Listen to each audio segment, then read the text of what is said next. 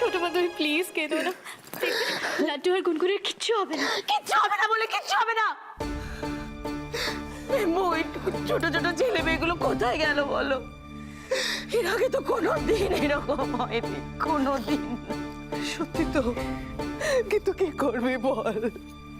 এখন তো ঠান্ডা মাথায় কাজ করতে হবে। ছোট মা একটু পেশেন্স রাখো, আমি এক্ষুনি সম্পাকে একটা কল করছি।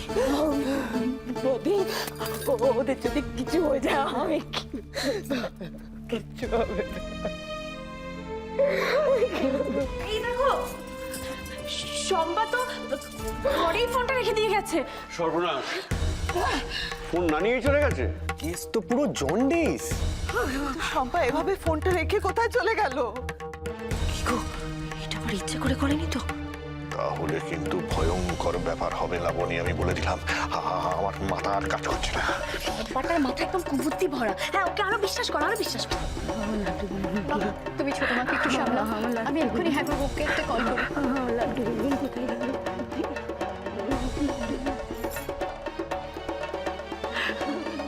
হ্যালো, হ্যাঁ গো, লাড্ডু আর গুনগুনকে কেউ স্কুল থেকে নিয়ে গেছে।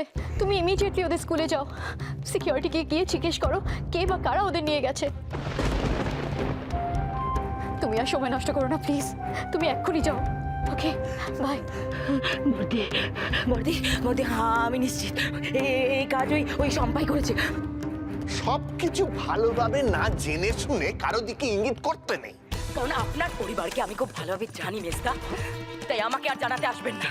বাবা দেখো, বাবা দেখো, শুনলে তো? হ্যাঁ, শোকে দুঃখে কোথায় কাঁদবে না, গলা তুলে ঝগড়া করছে, কিরম পরিবার তুলে কথা বলছে দেখো একবার। যোগেশ, ছোট বৌমা ভুল তো কিছু বলেনি।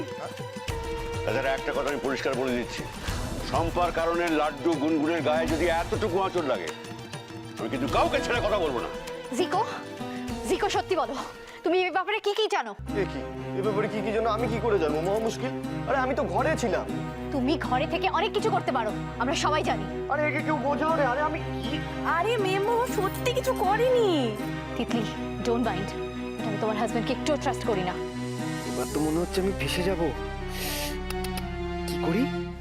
মেম্বো দেখো, আমি তোমাকে এতবার বলছি আমি করিনি, তাও তুমি বিশ্বাস করছো না। এবার তুমি বিশ্বাস না করলে আমার কিচ্ছু করার নেই, সত্যি বলছি।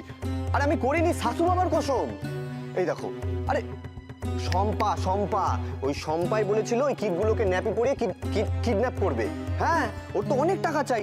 এবার কিডন্যাপ করার পর ও টাকা চাইবে, টাকা ওকে দেওয়ার পর ও ভাববে যে বাচ্চাগুলোকে ফেরত দেবে কি দেবে না, বোঝো? এত টাকা আমরা কি করে দেব বর্দি?